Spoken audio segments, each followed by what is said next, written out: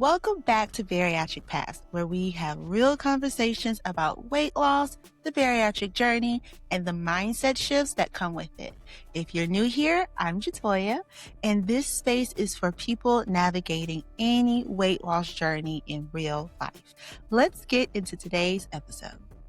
So if someone is feeling stuck, where should they start? I always tell a lot of the ladies, especially when they're like looking for a consultation, um, figuring out what is it that you want, right? Like we talked about earlier, is it the weight loss? Is it the relationships in your life to look different and not feel strange because of the weight loss, right? Or it's just showing up more confidently at work, right? In your career. Because prior to that, like we talked about, there was that shield. I was more comfortable. Now I'm in this whole different body. So I always like to figure out what the need is. And also, I always tell people, even though you don't feel ready, take that next step, at least to get the information. So those two things, figuring out what it is that you need, and then figuring out, are you ready to start the work? And just taking the first step of like getting the information. It can't hurt. And do you feel that some people may be more quick to react to things in the journey instead of really like taking the time to understanding what's going on? Like, what's the reasoning behind it instead of just like, oh my gosh, and going into panic mode? Again, I think it's tied to the identity. Once someone loses a massive amount of weight, like you said, they show up in a different way to their family, their friends, their coworkers. And then there's this huge expectation of I have to continue to show up in this way. And I do think it has a lot more to do with perception rather than internal. So it's an identity shift. But I always talk with women about, are you on this journey for yourself?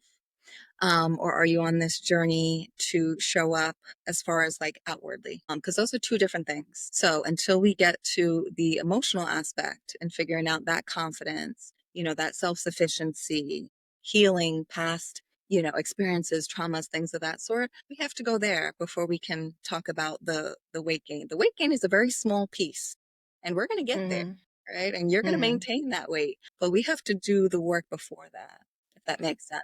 Everything Yeah, it else really is a does. domino effect. And it's still Exactly. to be done, to be maintained, but we have to do a few steps first, because the weight gain, just like we lost the weight, we can lose the weight, right? Like the 15 pounds, the 10 pounds, like when we talk about it out loud and when I process with the ladies I work with, it ends up sounding like, yeah, you're right. It is only 10 pounds, right? I got so upset because, I gained 10 pounds over the holiday, right? It's normal. And we're going to gain weight. But like you said, when we become reactive and we put our identity or our self-esteem or our success in losing weight, the minute that we gain weight, we're going to be disappointed and devastated. And it doesn't make sense when we process it out loud. How do you handle when there's a disconnect? The identity doesn't quite fit into the patterns, or you don't know how it fits in the patterns. And now you're kind of like almost stuck in the middle. You just don't know what to do. Yes, I think that's a good place to be, because again, like we talked about earlier, that self-awareness, we're now understanding that we're not that same person that was before. And it has nothing to do with us physically, but everything to do with us emotionally. I love to focus on the emotional aspect of it because, like I said, that weight, it's going to come off, right? Those extra 10, 15 pounds, it's going to come off, but we need to shift, right? That's not our main goal. Our main goal is confidence, self-sufficiency, healthy patterns, showing up in a way that serves us and not other people. And usually the weight loss and the maintenance, that's our last part. We're going to get there. That's what I like to call like the cherry on top. That's the hardest part, y'all. It is. That's when the work starts, the maintenance. That's what I say. That's when the work starts. So what would you tell someone who may feel like they are going back to their old self or back to those old patterns? What's something they could do right now in this moment to turn around? Yes. Acceptance, right? And the awareness of like, yes, I did, have a hiccup or, went back into some old patterns. Normalize it, being that we've all been there. We've all gained weight, lost weight, gained weight, lost weight. It's just a tool. And, it's not realistic. And Professionals will tell us the same thing. It's not realistic that every single year our weight is going to stay the same. After that, self awareness and the acceptance of that, I like to start looking at, what do I need again, right? Whether that be, is it support? Is it something I need to be doing more or letting go of? Like, so that's why I like to focus on what is the need first, figuring out, when I say that word need, usually ladies will say, well, I've been really stressed at work, right? Okay, let's look at your schedule. And they're working, 50 hours a week, right? So, what boundary can you set, right? And it's different for everyone, but really trying to figure out, what's your need right now? What's been really the barrier? So we can kind of break that down. Do you think accountability is enough? Accountability can mean a lot of things. Yes, I do believe in accountability as far as, for example, I go to all of my appointments, I take all of my vitamins, right? I do all of my checkups, my blood work, so on and so forth. So I think accountability looks different in a lot of ways. So I think accountability absolutely in two ways, taking care of your physical, all those things I just said, but also accountability in how are you feeling internally, right? What's your stress level at, right? What's your symptoms? How are you just feeling overall, about life? So I say accountability is self reflection emotionally, and then also, of course, physically taking care of the steps that we know that we need to maintain or, weight loss and, being gentle with ourselves. What other coping tools could people use to kind of help with Yeah. this journey? On top of a schedule, I always tell people, and support, of course, I'm big on support and therapy and coaching, but I also like to tell people who's your personal support, right? Like I'm here, I usually do, the coaching once a week, right? So I'm a small piece of the puzzle. I like to think I'm an important part of the puzzle, but really what's the biggest is really your support network. So I always talk about like who's in your life, right? Like how do they respond or support you in that transition? And if that is a stressor, we look at, ways to communicate that, ways to process that. But I say people need support in their lives, like day to day. The women I work with, they're working full time, they're moms. And so we know that stress can impact weight, right? Hormones, things of that sort, right?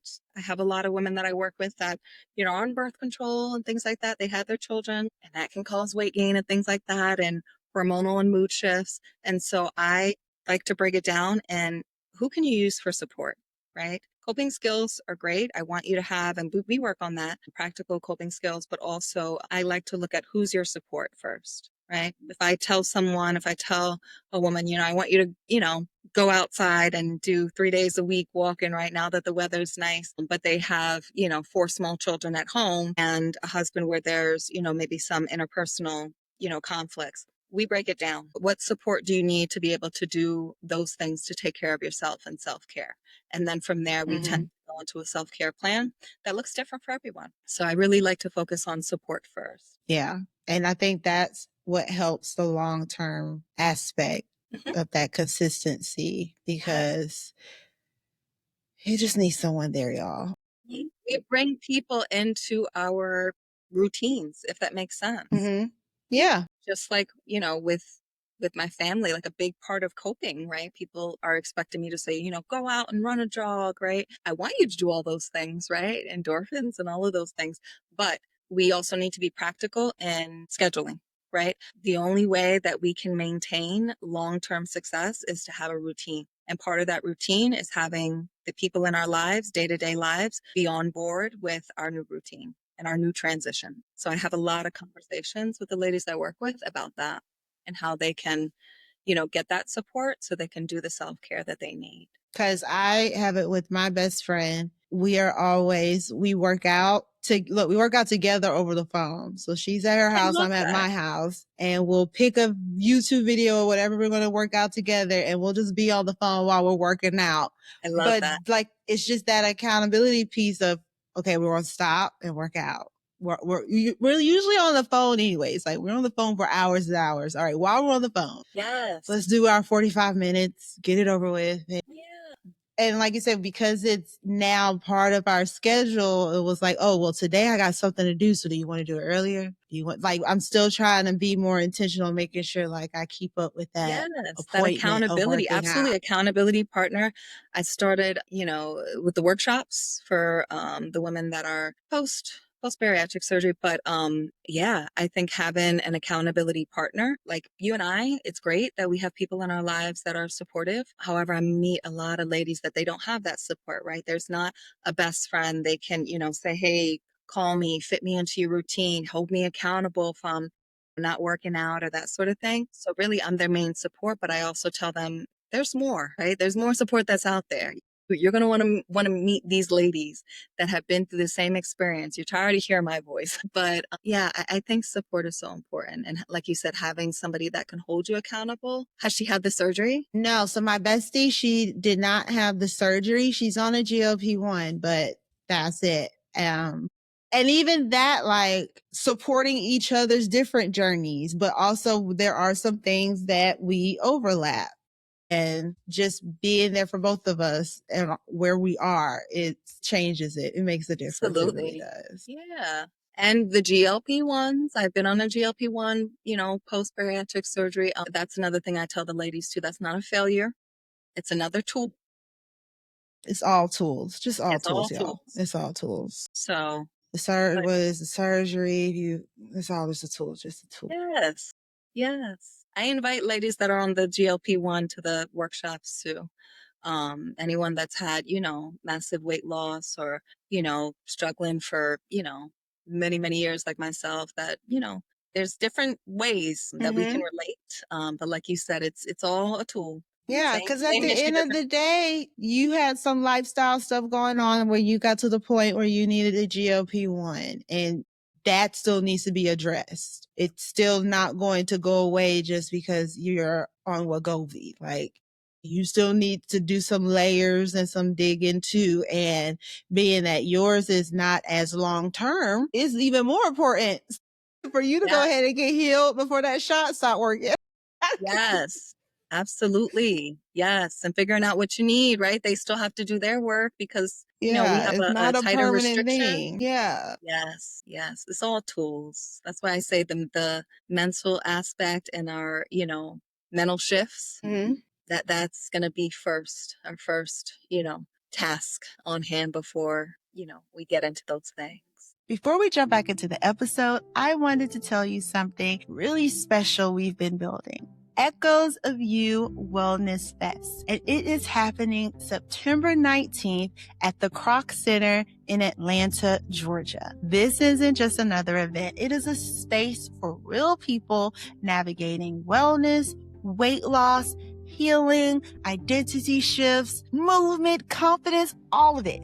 And we're bringing together community, conversations, resources, and experiences designed to remind you that your journey matters and you don't have to figure this out alone. So if you're craving connection, support, inspiration, or honestly, just a room of people who get it, I want to see you there. You can get updates, ticket info, vendor opportunities, and more at www.bariatricpaths.com or www.echoesofyoufest.com. I hope to see everyone there. Now let's get back to the episode. And I'm kind of surprised that is not emphasized more when it comes to just the world of obesity and bariatrics and helping with the weight loss. Like, the mental is so key. Like, it should be the very first thing that's really addressed Yeah. before the physical in my mind. But it seems to either be pushed to the side or kind of like just ran over. And I Yes. feel like, but that's the key to what makes this successful or not, is the mental piece. Yes. I don't know about you, but I had one psychiatric evaluation that was mandated, Mm-hmm. right? And it was very quick Yes. and it Are was you a kind of a suicidal? check Okay, off. you're good. Oh, okay, Yes. yeah. Yes, exactly. So a lot of people assume, again, just not having the information that if you went through the surgery, you had that evaluation, right? That Mm-hmm. physical, the psychiatric evaluation, because that's what, is really I guess, taught to people on the outside. But Yeah, absolutely. I went in thinking that. I was like, well, I'm going to get evaluated and they're going to fix me before they cut me. Uh-huh. And then after that quick appointment, I was just like, I am not healed. Yes. Yes. We go into it like, I'm gonna do everything I need to look composed, right? And I think I was working, oh my gosh, I don't even know how many hours a week. And I was like, I have this exam tomorrow, right? This psych Hmm. exam. I And was prepping. I oh took my off. gosh. Yes. There was an intern in the room. I was like, wow, there's double. I really need to like put it on. I don't want Yeah. these people to think I'm not crazy. Right? And not crazy, but mental barriers is what I call it. Like there were so many mental barriers that weren't picked up, and that aren't picked up with a lot of the ladies that I work with in that psych eval. And not to Hmm. say that it needs to postpone, the surgery or your journey, but I do think, like you said, there maybe need to be some extra steps in there, right? Hmm. Required, I don't know, succession with a therapist, A preferably one year. that's had the surgery, Yeah. I feel like you right? should have a year post-op of therapy and even pre-op. Pre Like and we had post. to do those. I had to do 6 monthly check-ins with my dietitian for my insurance. They should have required that I did 6 monthly check-ins with a therapist too. I'm just saying, That's if we're right. doing a checklist anyways, that would have been something that would have been just as beneficial, That's right. if not more beneficial than a dietitian. And I love my dietitian. She's awesome. But Yes, but that was more exactly. important to my I think, insurance is you bring up a seeing a good point. dietitian. The insurances and a lot of the ladies that I work with, and that's why I started doing the coaching too, is because then unfortunately, a lot of the insurances don't cover. And if they do cover, it's just as much as, for example, paying a coach. And are you going to get someone, a therapist that has, a 40 client caseload? Or are you going to get a coach that is going to be able to give you that one-to-one attention? Yeah. So that's a big piece of it too. You're right. Insurances, most of them do not cover the GLP-1, right? And also mental health therapy, medications, sure, because that's pharmaceutical. But again, we talk about the medications, the pros and cons of weight gain with those. So, not that I'm opposed to it. I believe in, obviously, the Yeah. medical side, the But medication. everything has its place. It's not a one size fit all. It's not a one savior. Like all of it has its place in the bigger pot of it all. But I do think it seems like if you want to make sure you're putting an investment by covering my surgery. It would seem that you will want that surgery to be as successful as possible. Might as well just make sure that I'm good to go so I don't gain the weight Yes. back. Yes. There's so many studies that show that, not even by gender, but the bariatric surgery can lead to depression, right? The depression being diagnosed and the severity of depression. Because again, if that was your go-to coping tool, and now when you do that, especially in the initial months or year or so after, you try and you dump, right? You're like, oh, why did instant regret? And now I can't reverse it, right? So now I'm really forced to kind of sit with all of this. Imagine if I have, traumas that I haven't processed, or, Mm. things that I haven't, really taken on, head on. And now I'm really forced to do that and go through a transition of changing my patterns, right? No wonder why we're seeing so many people. And again, like you said, insurances are not covering the mental health treatment. And it's the same thing with like divorces. When I first heard that it was such a high divorce rate, it scared me because I was just like, whoa, like at that point we were married, what, 7 years? So I was just like, whoa, like, are we okay? Are we steady? I was a little worried because it's such a high rate. But what you just talked about, going through all of that, and now let's add a man to it. Like it's a lot going on that you have I can see why a marriage could definitely crumble going through all of that in addition to being married with a person or having kid, like, cause life doesn't stop for this. And that was a big thing. Like while I'm going through this journey of learning about myself and losing this weight and learning healthy habits, my kid is still in middle school and has concerts and ball practice, like games, and I still have a mother I have to go see. Like life still lives Yes, while you're life is going still through life. all of this. So I could definitely see like if you are not mentally there, like you are going to fracture somewhere.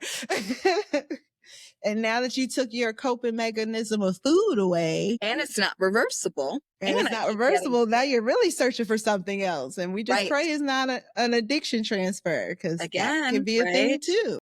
Food addiction and binge eating, right, is all an addiction. So what do we Yeah. do with that mindset? Like you said, and Well, I it's not can't eat, so unrealistic or I'll drink. inappropriate to talk about. Right. What's my next thing that's going to bring me that same level of contentment or happiness? Mm-hmm. Right. But yeah, I think divorce is a big one. I work with a lot of ladies on, interpersonal. You said something important of like, I'm trying to figure out myself, right? And not that marriages and relationships can't work through, someone getting a bariatric surgery. I've seen it with a lot of the ladies. However, Yeah. a lot of I'm us, still married. exactly, right? A lot of us are still figuring ourselves out pre-bariatric. Then we're not prepared, like you said, because we don't have these people, these professionals guiding us on our own Mm-hmm. personal journey. We have it. I'm trying to figure out my own identity, right? And then I have this person who I already have a commitment to, right? Who's still trying to understand me while I'm trying to understand myself. Mm-hmm. After I started my therapy sessions with my one-on-one, I also started marriage therapy. Yeah, We were just everybody going to see somebody. We're going to talk about this. We're that's going to work it right. out. That's But right. like it had to happen. We had to recalibrate as husband and wife while we were going through this. And it was key because we were gonna make it work. Yeah, I did it before it got there. Like, yeah, we weren't beefing when we started, but I was just kind of like, I'm going through some stuff. We're going through some stuff. That's I need right. your help. I That's got to work right. out now, so I need you to step up and Be a support in a different way.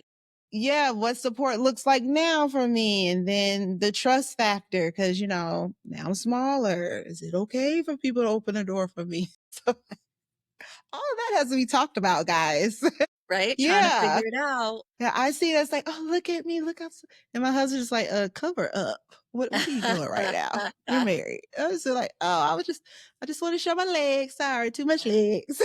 Yes. And I tell ladies, like, embrace that, right? One of the biggest, things that we wanted to get out of it on top of our, fixing our medical conditions and quality of life is we wanted to, look a certain way, right? A way that we've probably never looked in our entire lives, including when we were adolescents and, Mhm. young girls. I tell people because of that weight gain, right? As we get older, embrace that skin that you're in, right? I used to say I'll never wear shirts without sleeves, right? And for a few years Girl, I'm after wearing that, crop tops now. I had never wore a crop top before. right? And then we worry about the loose skin. I tell people that weight, it's gonna shift. We're gonna gain, that 5, 10 pounds. We're gonna lose, right? Like I said, with my back things, what happened after that? Then I'll lose it, right? If I gain it, but it can't be the measurement for us, that priority goal and measure, because that can shift. We have to have it something that we have control over to be our goal. And what we have control over is our coping skills, our confidence, our structure, our routine, really taking care of ourselves. Absolutely. This has been a fabulous conversation, Danielle. Thank you so much. I so enjoyed it. Yes. I was so excited when you reached out. I love having experts come, especially experts who have lived the journey, because I think you guys have a very different aspect of your field. I feel a little bit more comfortable with like you guys aren't going to take as much offense to it because you lived it. So you know what we're dealing with. That's right. Yes, lived experience and education. So for those who want to work with you, where can they find you? Where can they reach out? Yes. So, like I said, I'm a therapist by trade here in Pennsylvania, but I do non clinical coaching. So, I just am getting into the coaching and I have my website, Danielle Palermo Coaching. .com. And I also have my Instagram, DaniellePalermo.lmsw. And really, you can reach me on my Instagram, but I just really put a lot into my website. And I have the upcoming workshop that's next week coming up for my bariatric ladies. And then also, I do my one-to-one coaching, and I also do it for women that are moms, just because a lot of my therapy has been doing family therapy and helping moms navigate their children's mental health and behavioral issues and concerns, and then also working with my women that are processing past traumas. So mostly domestic violence and sexual abuse. So typically that's the ladies that I work with and that I enjoy working with. Awesome. And I'll be sure to include all of that on the website in the show notes. So if you want to reach out to her, you will be able to. Thank you so much. Thank One you. last thing. Of One course. last thing before we leave. I always like to do what's called a My Journey, My Business, where I ask something, especially since you're on the journey, something that you do that may be against the rules, but it's your journey and it's your business. So you're going to do it. Yes. So what is your moment of truth you would like to share? Something that I do on my journey that's a little controversial. Okay. This is a good one. I used to, like I said, do everything sugar free, right? I'd be at work and I'm like, sugar free. Everyone knew Danielle does sugar free. And so I started dipping my, feet, my toes into some sugar in moderation. And one big thing that I love right now that I give myself a sweet treat is the pineapple smoothie from McDonald's. I don't know why.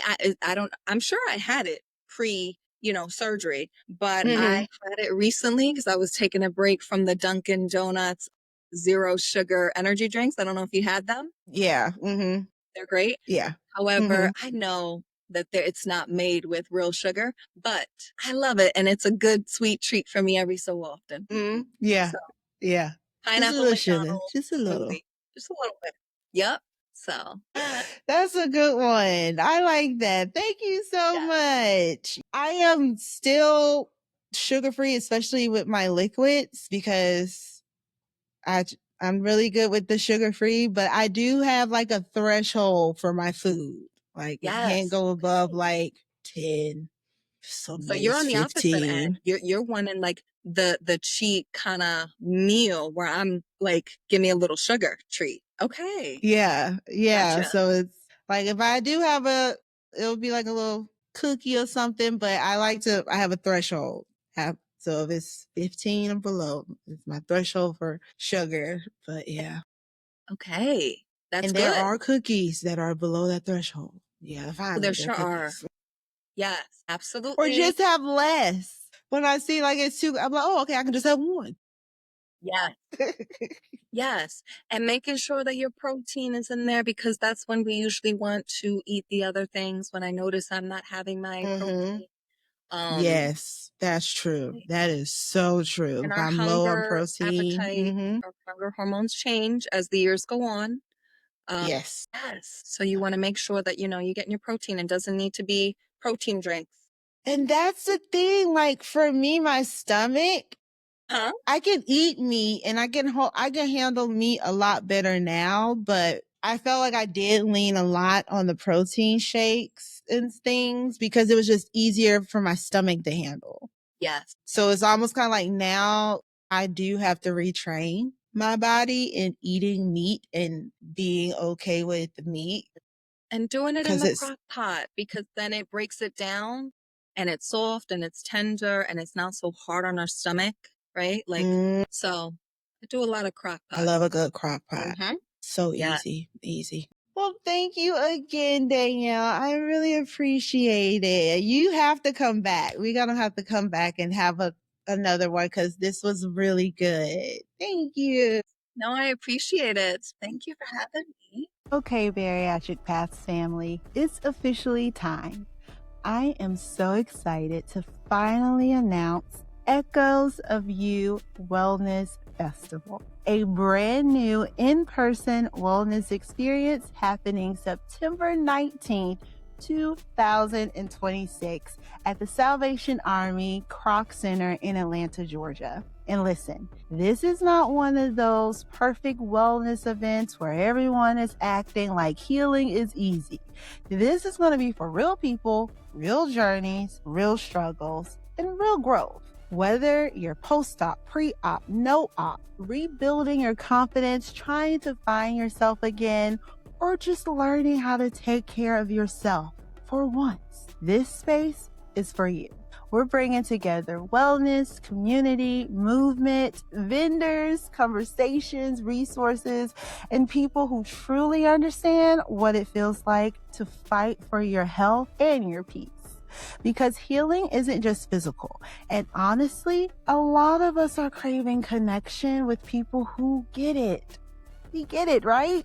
So I wanted to create a space where we can walk in, feel comfortable, supported, inspired, and seen. And we have done that. So mark your calendars for September 19th, Echoes of You Wellness Fest in Atlanta, Georgia at the Kroc Center. For updates, tickets, vendors, sponsorship, head over to bariatricpass.com or echoesofyoufest.com. We're just getting started, and I cannot wait to experience this with you all. I hope to see everyone there.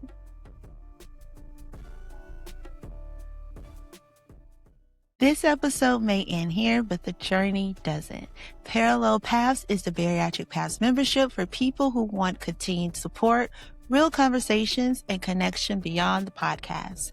If that sounds like what you need right now, go to www.bariatricpaths.com and see if the community feels like the next right step for you.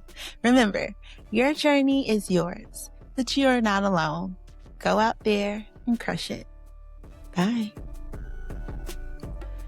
This podcast is for support and inspiration only. It is not medical advice. Always talk to your doctor or care team about what's right for you.